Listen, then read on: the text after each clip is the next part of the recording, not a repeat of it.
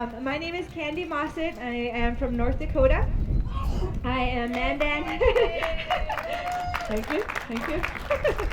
I'm Mandan Hiradza Rikara, and I'm very, very, very honored to be able to moderate this panel of beautiful women here from all around the country and the world, in fact.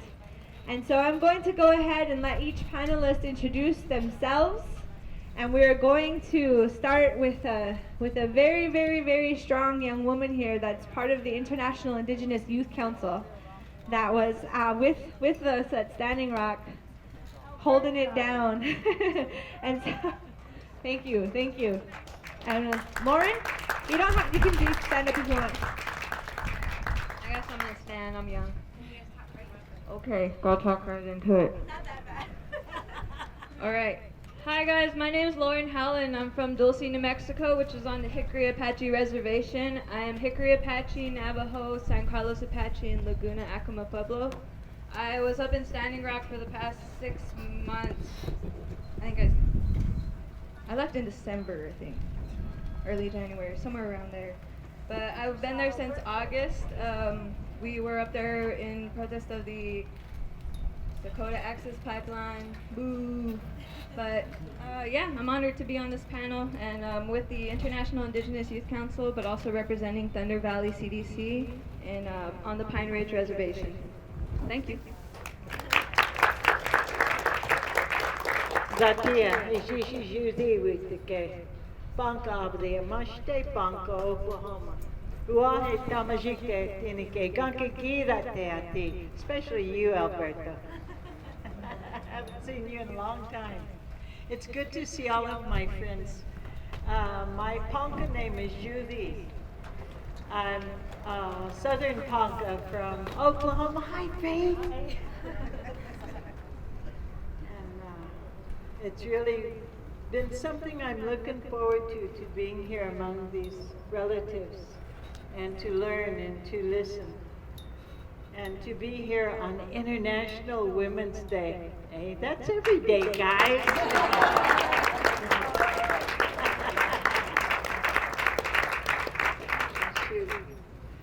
I'm on the business committee for the Ponca Nation,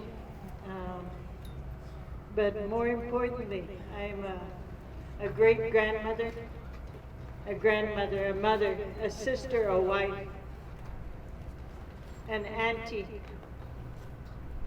a daughter, a granddaughter, a niece, and relative to all.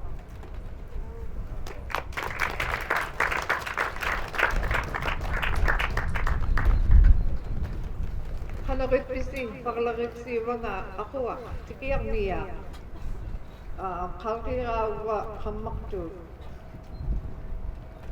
Hi, good afternoon. I ask how are you all doing, and I greet you. I am from Point Hope, Alaska, known as Tikiga. My Inupiaq name is Akuka, and my English name is May. And I hope everybody is having fun today. Thank you.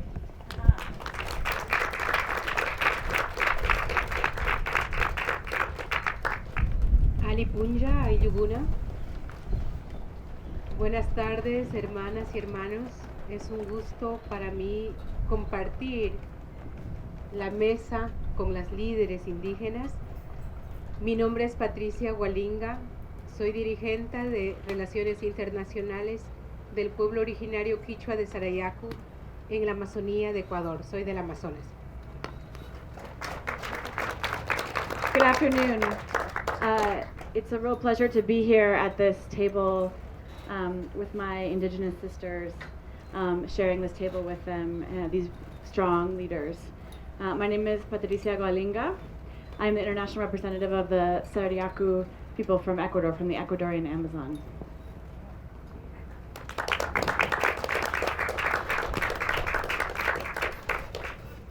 Gee, I guess I will introduce myself appropriately, and that would be in my Herada language, which is Dosha Morigwa Morishima A Ishuya Het. So, hello relatives. My name is Eagle Woman. My English name is Candy Mossett, And tonight, this evening, we're going to let the panelists talk about their own personal experiences as it pertains, to growing up in their communities and the way that they've seen their role as women in their own society, in their own communities from the past, now in the present, and what that might look like in the future as we move forward. And so we're going to open it up for questions afterwards. We're going to ask each panelist to talk for 3 to 5 minutes, thereabouts, and then we'll have questions, like kind of an open dialogue at the end. You ready? She doesn't have any past. Yes, she does. And our youth has a past, it's just not as long.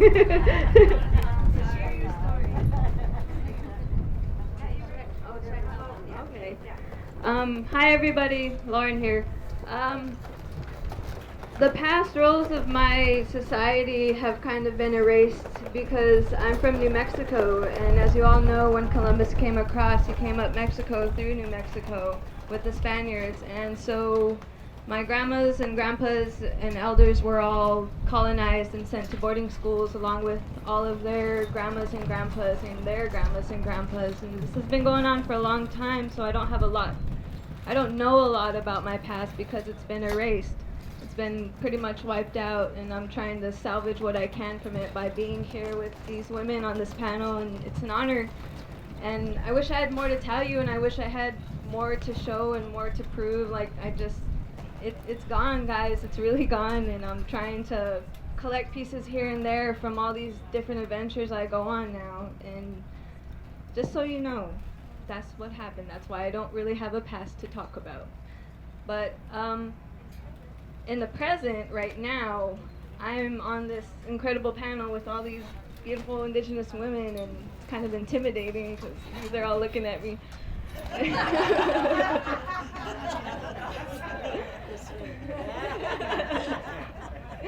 But now I've been in Standing Rock, and I got my arm broken by the Morton County Sheriff's Department. Actually, it was a member of the National Guard who broke my arm twice, the same cop. And he's still over there. Nothing got done to him. He wasn't punished. He wasn't jailed. He wasn't pressed charges against for assault because I'm a Native woman, and that's why he didn't get punished. But that's fine. It's healed now. I got a cool tattoo from it and stuff. You guys can take pictures.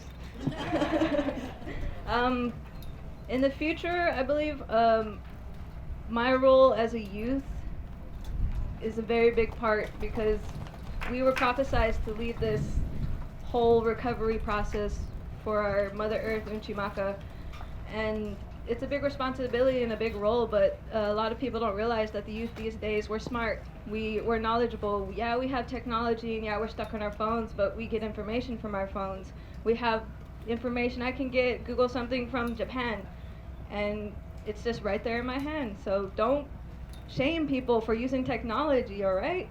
I know a lot. You come ask me. But Native women's roles nowadays and in the future, it's going to be hard because not only are we Native, we're women. And for me specifically, I'm Two-Spirit, so I have that to deal with also. But I'm very proud of my Two-Spirit self and my heritage and everything I come from, and I'm just looking forward to the future and learning and recovering all the past that was forgotten and left out and erased, and just really proving to my ancestors that we're here to save everybody. Thank you.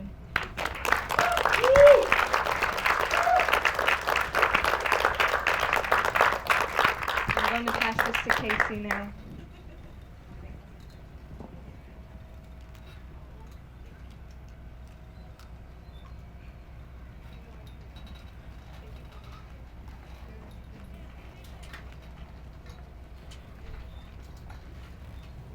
She touches me deeply.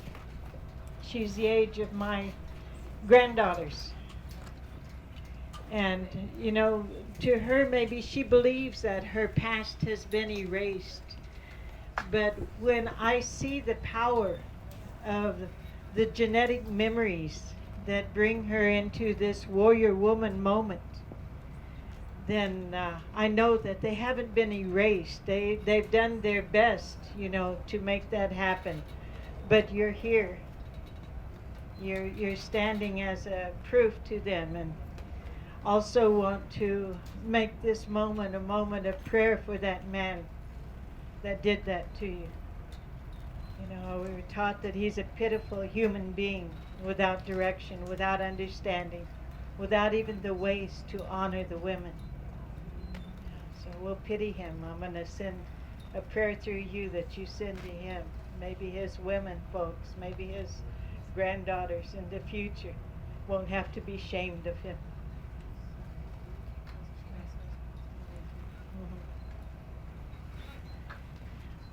It's an interesting moment to be here with you, and I'm very grateful that Candy and the others have chosen this moment for all of us to come together and speak.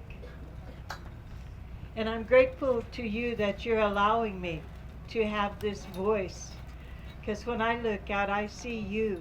I see the power that you are.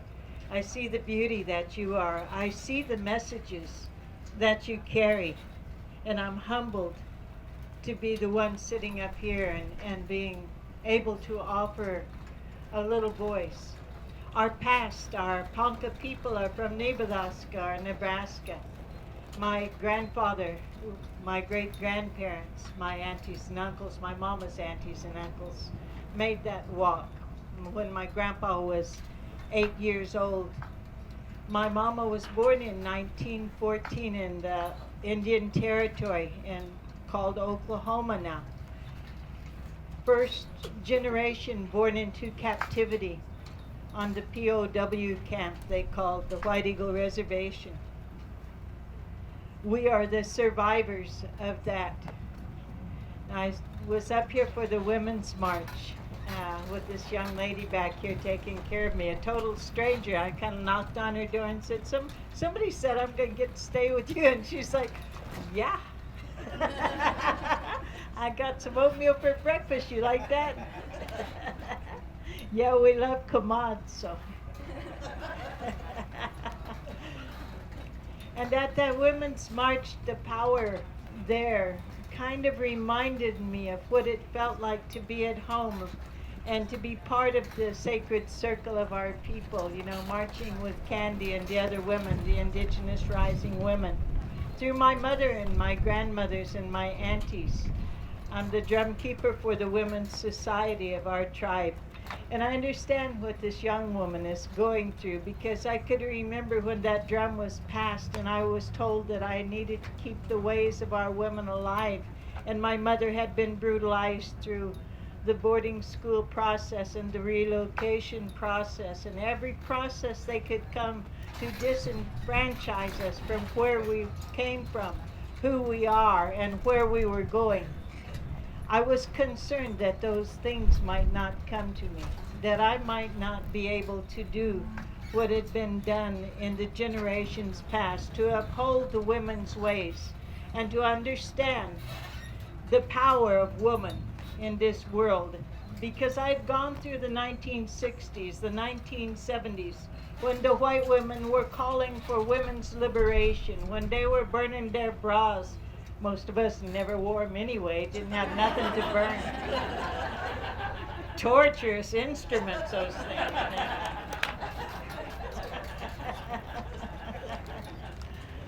And they were hollering for equality, one equality, one equality, one equality. And I knew right away that they were just a little bit mixed up in some senses, because we were way equal. We were way understanding what our powers were. We were aligned with the Moon Mother. We were filled with the sacred water. We are capable of giving birth. We understand the needs of the generations to come and how to direct our men folks into their wholeness, and how to hold them up as they protect us physically and find the foods for us to eat so that we could help them. As an AIM woman during the 1970s, it was my honor to serve as a warrior woman in the capacity of stirring a huge pot of corn soup, of changing diapers, of watching children, of marching on Washington with a trail of broken treaties, and having the men in front of us clearing the way and making a strong way and bringing in the elder women to give the true message of what our society needs. So for me, the past, the present, and the future is the same.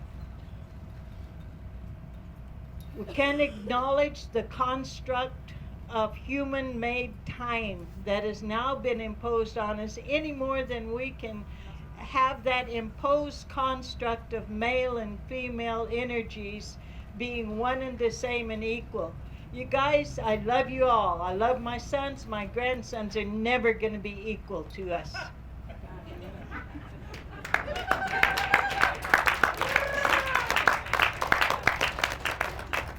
Conversely, I will never be equal to them.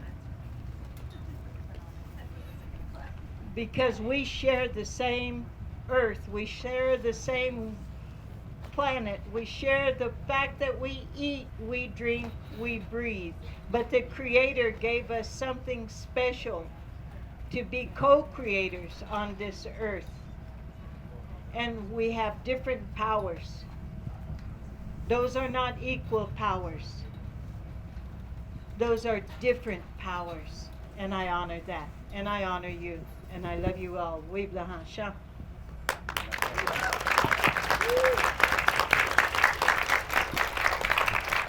What you spoke of as being equal with the men in many ways. Because I come from a very cold climate. Men could not survive without the women doing the work of stitching their clothing, tanning the furs, getting everything ready for the men, because the men brought the meat in, the women made everything. Our furs to keep warm, our muklaks to wear, that was our role in the world of the Inupiaq. That the men hunted and we made everything with what they got. Nothing went to waste. With the bones, the men made the tools needed to build a house.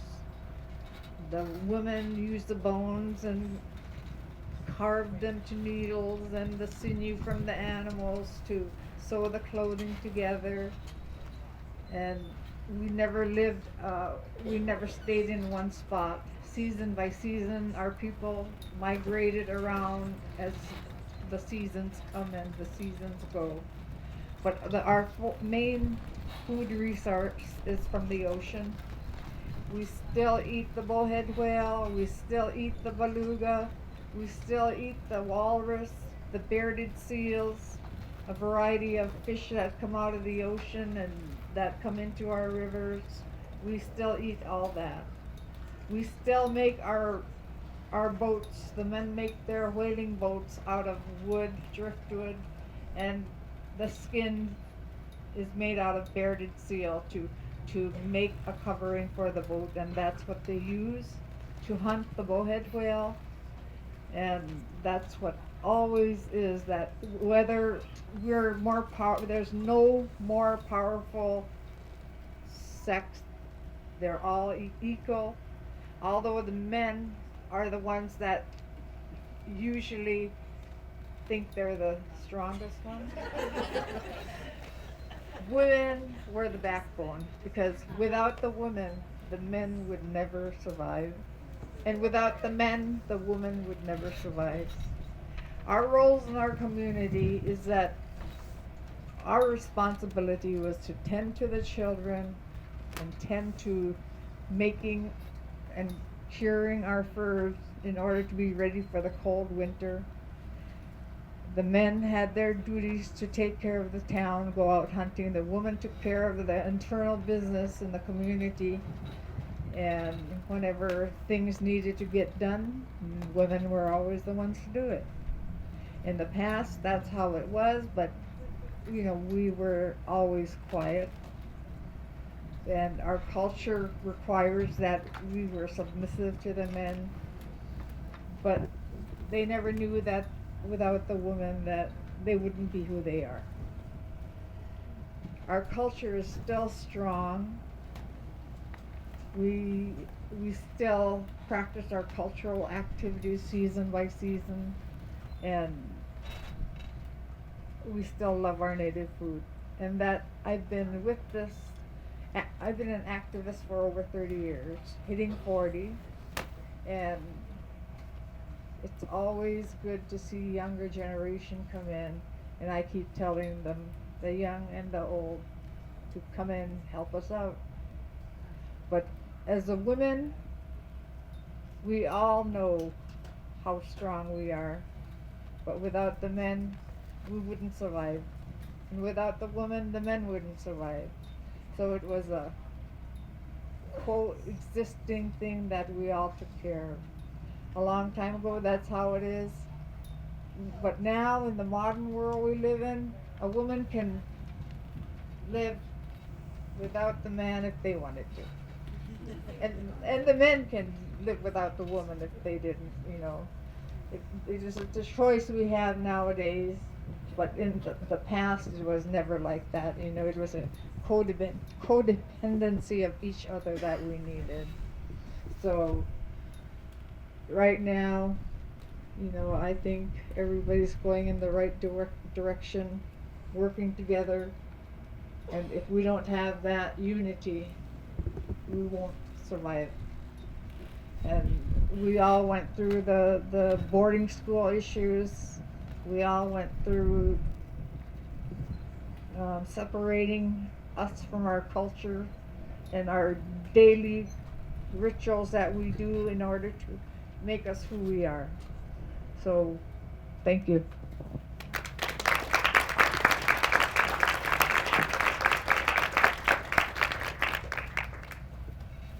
Vengo de un pueblo en el bosque amazónico de 1,200 habitantes. Cuando se imaginen Sarayaku, imagínense sin acceso a carreteras, con entrada en avioneta pequeña o muchas horas vía fluvial. So I come from a small village in the Amazon with only 1,200 inhabitants. When you think about Sarayaku, imagine a tiny, nearly inaccessible village without any roads that you either have to arrive at on a tiny little airplane or many hours on a small riverboat. La historia empieza que este pueblo fue concesionado, el territorio de mi pueblo fue concesionado a empresas petroleras y el pueblo, y ahí entra en este Día Especial de la Mujer, mencionar que había una gran discusión. ¿Qué vamos a hacer con esta concesión? Y ahí las mujeres decidieron, no hay negociación. Aquí no va a haber explotación, aquí vamos a resistirnos. And the story of our people in part begins with the story of and our territory being sold in a concession to an oil company, the rights being sold to mine our land for oil. And the community had to come together and decide what we were going to do about that fact. And particularly on this International Women's Day, I want to point out that it was the women who, when we asked ourselves as a people what we were going to do, the women who insisted, no, we will not negotiate, we will not allow our land to be drilled for oil.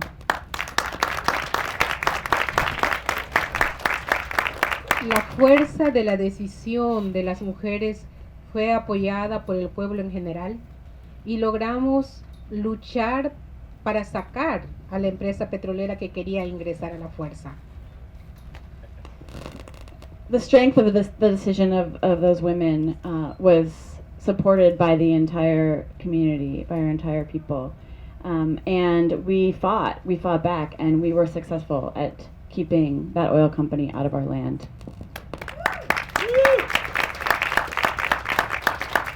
Hemos mantenido un proceso judicial de 10 años y hemos tenido que venir muchas veces aquí a Washington, pero con aliados estratégicos, amigos, organizaciones como Amazon Watch, las abogadas que están allá de Segil y muchos aliados, y logramos vencer el juicio en la Corte Internacional de Derechos Humanos. And we've had to continue fighting that fight through legal channels. We've been fighting that legal battle for 10 years, And in fact, we've had to come here to DC a lot and bring that fight here. But we have managed to win and to keep going with strategic allies like Amazon Watch, like our lawyers here from Sahil. And we recently won our fight before the Inter-American Court of Human Rights.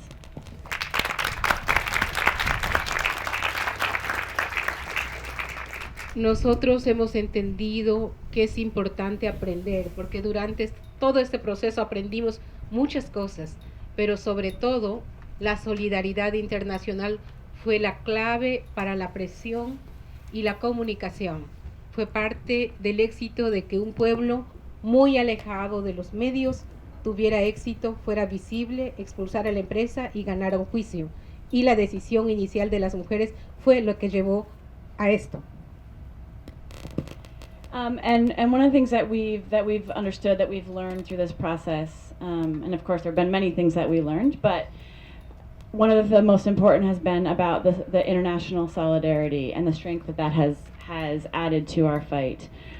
Because of the international pressure, because of the international support and communications, a tiny, far out of the way people has been able to fight back against an international oil company. And that fight began with that strong decision of the women of Sariaco. La lucha no ha terminado y lo sabemos muy bien. Sabemos que otros pueblos indígenas en el mundo sufren esto. Somos parte del Tratado de Mujeres Indígenas de las Américas y estamos aquí con ustedes porque sabemos que compartimos la misma espiritualidad, los mismos problemas, pero que nunca nos vamos a cansar. We understand that the fight is not over. We also definitely understand that other Indigenous people suffer and are confronting the same kinds of problems that we do. And that is why we want to stand together and be united. We're part of the Indigenous Women's Treaty of the Americas. That's why we're sharing here with you today. We know that we're part of the same struggle, the same spirituality, and that united we can win. Si un pueblo de 1,200 habitantes pudo hacer la diferencia y frenar, tenemos mucha esperanza, fe, de que todos podremos hacerlos, y por eso mi presencia de estar este día con ustedes aquí en Estados Unidos, como parte de representación de mi pueblo sarayaco. Muchas gracias. And so we know that if a tiny little community of just 1,200 people can be successful at stopping an oil company, then we have hope for all of our peoples. And that's why we're here today on this panel and sharing with all of you. And that's also why we've come to the U.S. and we know that together we can win.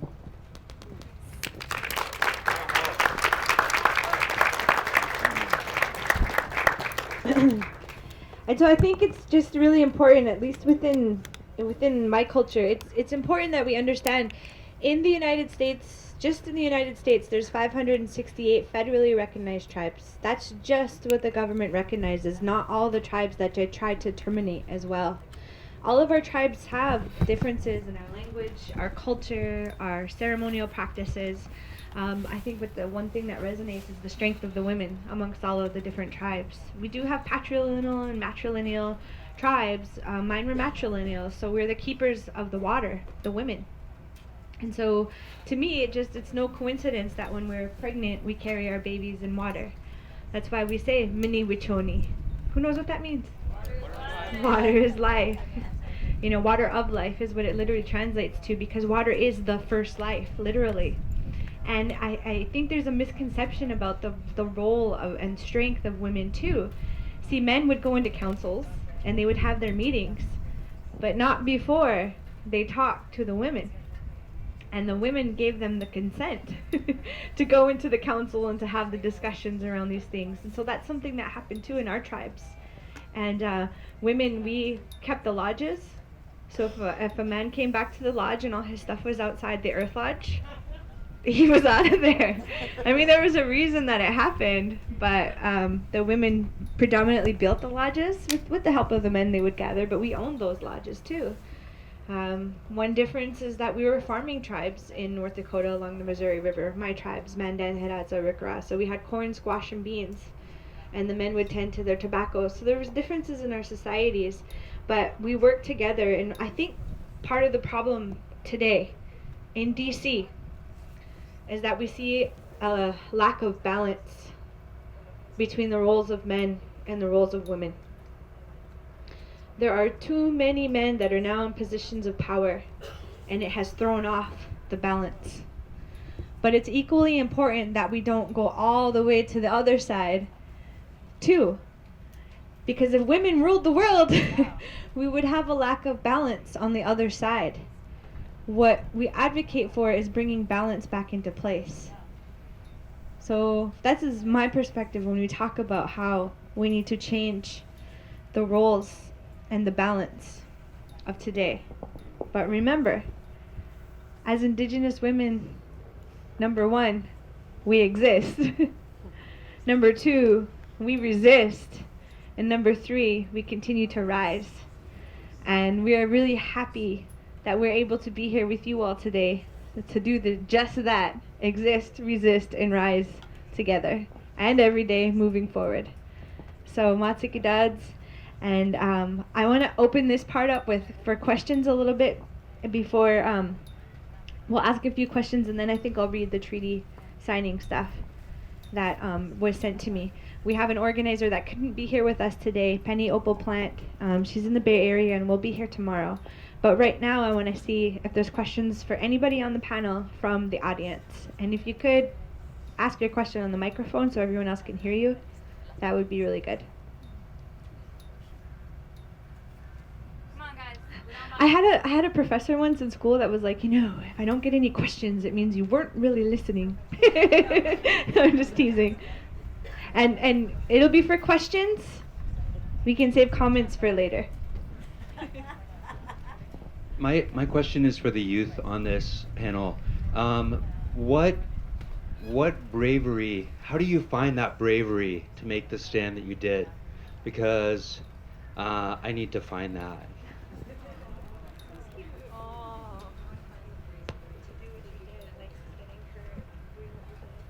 It really wasn't a matter of finding it. It was always there. Being Indigenous, we've had to fight for over 500 years now. So that drive is in us, and it's always been in us, and it's always going to be in the generations that come after us too. It's there. It's just hiding a little bit because of what society has done to our people and to people in general around the world. Like our earth is dying, so it doesn't take much to stand up and fight for a planet that everybody lives on and that has to live on it with everybody. That's so you can do it. It's something called blood memory, is what we refer to it as. Blood memory. It exists in us all.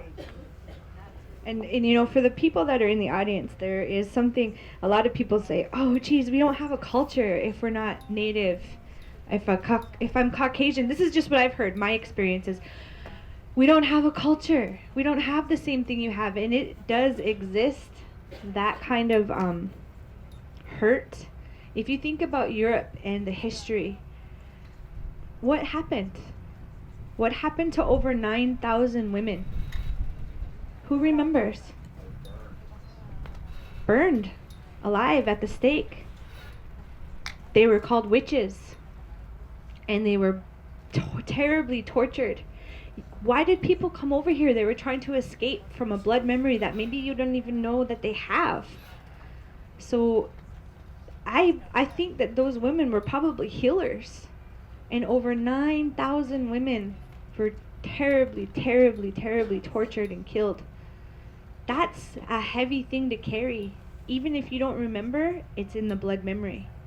So I often tell people, think about your history and where you come from, because once we know where we come from, we'll know where we're going. Everybody has it, no matter where you're from. Don't be afraid to embrace it and learn from it and move forward. I saw some over here first, and then I'll come back. He's running up here. Sorry, we don't have a wireless. What is one change you would like to see in the media in America, the movies, the TV shows, and the news and everything? What is one change you think that could really help all of us understand and better be able to organize and resist?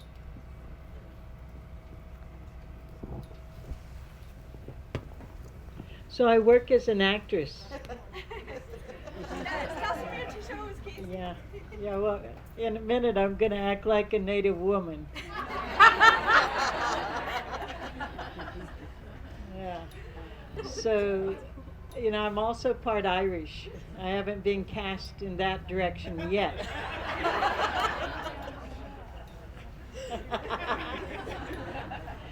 But part of what moved me into acting was not that I thought it was a pretty fluffy occupation, and I never did want to do it. And the few European directors that I worked with always had this over-romanticized version of us anyway, that we kind of make a joke about things in that acting world to begin with about, BC means something different to us, which, by the way, we're going to have Indigenous BC on October the 8th this year. But it was like before Columbus, before colonization, before casinos, before Cosner, because Cosner is Dances with Wolves, always he's got to be the white guy coming to save us, right? The whole population, the entire population.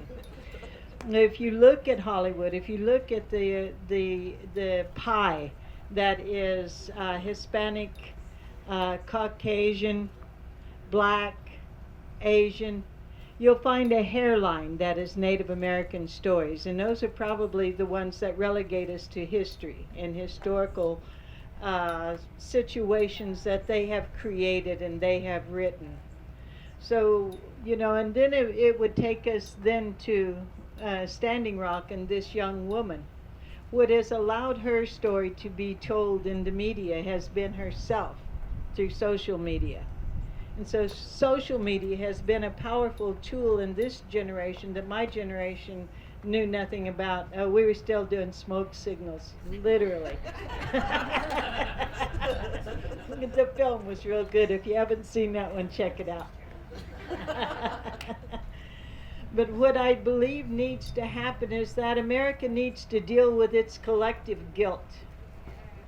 And in dealing with its collective guilt, and it can begin to see us in our contemporary lives and admit that we're still alive and that they're still trying to kill us through the various ways that they continue through the environmental issues, through the extractive industry coming into our territories where we have an unfair burden, and then they begin to focus less on tweets and more on truth.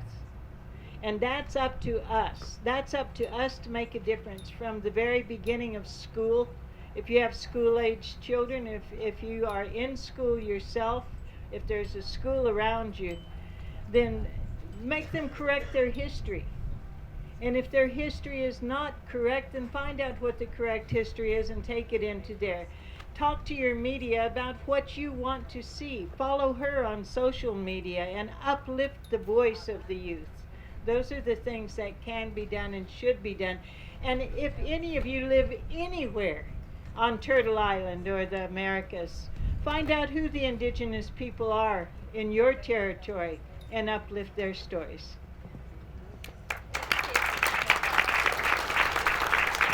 Excellent.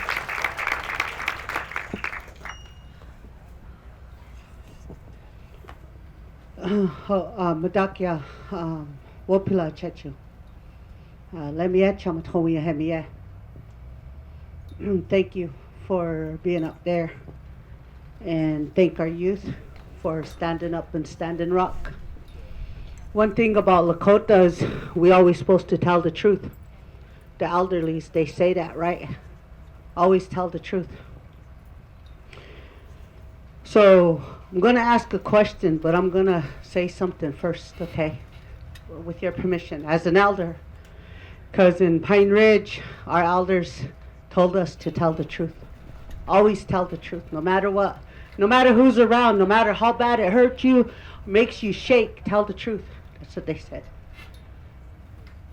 So here it goes. for our youth. America is not a country. It's named after a dead man named Americo Vespucci who died in 1512 of syphilis. They said, "Nie Lakota Hendiye." You're not an American. Even if you was an American, those white people over there don't want you to be an American. That's why they're killing off all of our people the way they're doing today. So today, Mia Lakota. That's why you went to Standing Rock, to stand up for our people. In my heart right now, I'm shaking because I'm telling the truth. Our elders, they said, when you talk to the younger ones, be sure to let them know what's really going on. You did that. Thank you for that. Thank you.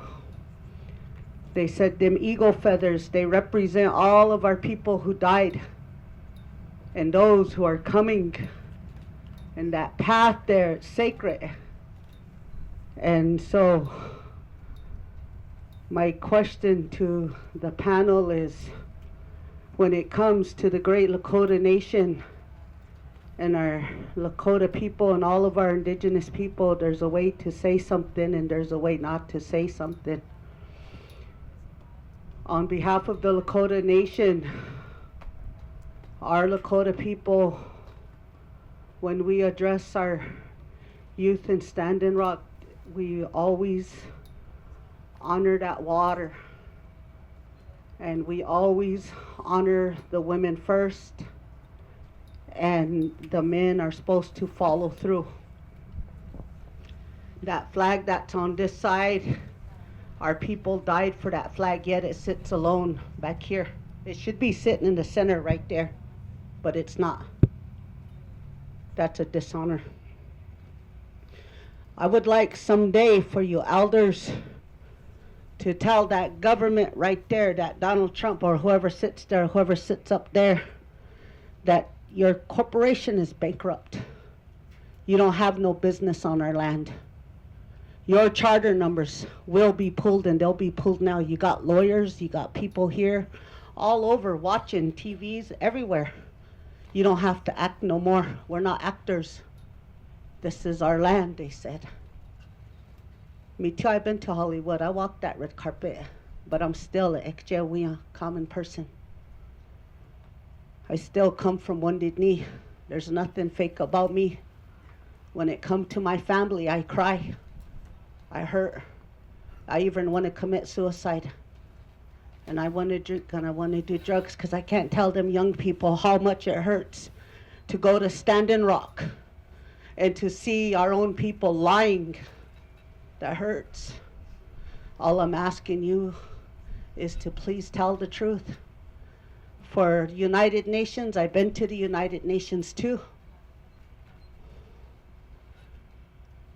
I want the world to know that our treaties, both national and international, are supreme, and we hold each other up on both sides.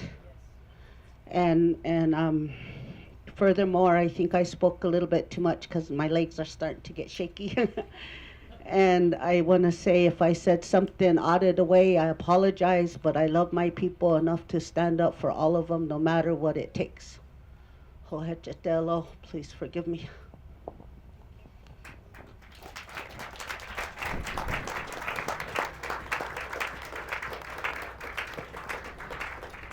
Basically, honor the treaties. Everything that she's saying has to do with the fact that our treaties in this country, every single one of them that was ever made with the United States government, was broken. And the fight at Standing Rock happened on 1851 treaty land. It was never ceded to the federal government. And yet, this corporation, Energy Transfer Partners, was able to buy Cannonball Ranch that was owned by a non-native person, which it never should have in the first place. So the thing that she's saying is that all of this is a lie. So the country has to look at what it's founded upon, which is the raping, taking, and pillaging of native lands. We have other countries like Australia and Canada and New Zealand that actually did public apologies to their indigenous populations, and they continue to do it every year. Guess which country hasn't even done that or acknowledged it yet? Let me guess. That which they call the United States of America. And it's a hard thing. It's a hard thing, but we thank all of you for being here today even to hear this, to hear the truth. Speak truth to power. It's how we're going to win. I believe we will win. I believe it. That's the one thing they've never, ever been able to take away from us is our hope. At Standing Rock, they were never able to make us violent like them. Ever. And women led the charge. So it's a really powerful statement to say honor the treaties, recognize Indigenous people's rights. Consent, not consultation. And with that, speaking of treaties, we've made a treaty, and the woman Penny that couldn't be here asked me to speak about the treaty. This is from the signatories on the Indigenous Women of the Americas Defending Mother Earth Treaty and the co-founders of Idle No More San Francisco Bay Area, which is Ohlone territory. They say to you all, sisters and brothers, we are sorry that we couldn't be here with you today, and we are grateful to you for listening to these words. You are here because, like us, you love our Mother Earth and all that she provides. You are here because you stand for clean air, water, soil, and a vibrantly healthy future. We asked Casey to share these words with you, and we are grateful to her for agreeing. On September 27, 2015, Indigenous women gathered in ceremony on occupied Lenape territory in Central Park, New York, to sign the historic Indigenous Women of the Americas Defending Mother Earth Treaty. The women on this panel, Casey Camp-Horinek, Patty Gwilingwa, Candy Mossett, are all signatories on the treaty. There has never been a treaty like this which invites all Indigenous women of the Americas to stand together to protect and defend the sacred system of life, as well as to invite our non-Indigenous sisters to stand with us as well. The treaty speaks to our responsibilities as women toward all that is necessary for life to continue in a sustainable and healthy way. It speaks of the harms that our human relatives, when we lose their place when they're reading, cause. That our human relatives have caused to our ability to exist. And it speaks to a way forward where women can unite to educate others about these harms and gather together to stop them. Imagine millions of women joining together on each new moon to pray for wisdom and guidance in moving forward in the correct way. Imagine gathering together where we live on each solstice and equinox, at the places where the decisions are being made to allow the harms to occur, or at the places where the harms are being committed. Imagine if we all gathered each new moon in each solstice or equinox. This is the ask, and this is the spirit of the treaty. We have been conducting these new moon ceremonies each month since the treaty was signed in 2015. And we invite everyone to join us because we understand that it will take all of us, Indigenous and non-Indigenous, to shift the system towards justice and health. We have had as many as 100 plus people and as few as 20 people join in each of these prayers each month. We have prayed in the cold and in the rain, but we have not missed one month. We also include prayers for the waters each month, with people bringing water from watersheds where they live or where they have traveled to. Many people have brought water from the Missouri River. March 27th will be the 19th new ceremony that we have conducted. And we invite each and every single one of you on March 27th to join wherever you are, whatever that looks like for you in your community. We have also organized a direct action on each solstice and equinox since September 27th, 2015. There are 5 oil refineries along the San Francisco Bay and Delta, and many of these actions have been at the refineries. Our next action on the spring equinox will focus on a sacred site, the oldest shell mound in the Bay Area, which is over 5,700 years old and includes ancestral graves of our Ohlone relatives. There is a battle over this site whether to construct a retail and condo complex on the shell mound. By conducting the obligations to signing the treaty, we have helped educate hundreds of people on Indigenous issues and on who is causing the harms to the sacred systems of life.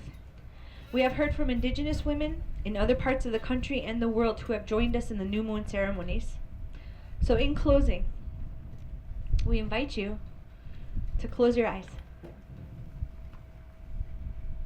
Close your eyes and imagine millions and millions of women and allies gathering together on each new moon. Imagine praying together for wisdom and guidance in moving forward. Imagine our prayer rolling across the lands and gaining power. Imagine us gathering together on each solstice and equinox to call out those causing the harms, or to go to where the harms are being committed and pray and educate those who join us. Now imagine a wave of power, of the power of women in prayer making its way around the world, which comes from the love for our children, grandchildren, nieces and nephews, and those yet to come. This is the power of women. This is the power of the treaty. This is the power of all of us. Join us. We stand together in sincere solidarity. And this is signed Melindo Miko Seminole, Allison O'Hara Brown Mohawk Palatine German, Patricia St. Own Haudenosaunee, and Penny Opal Plant, Yaqui, Choctaw, Cherokee, and European. And they say, thank you.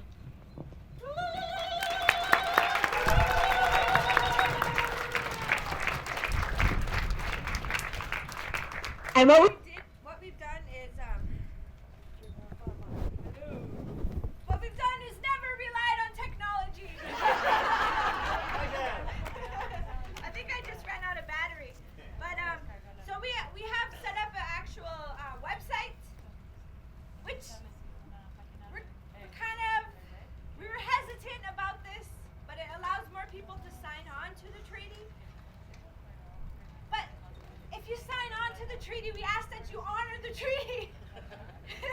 And that you're not just there in name, you're there in ceremony. That you do every new moon. Participate, even if it's you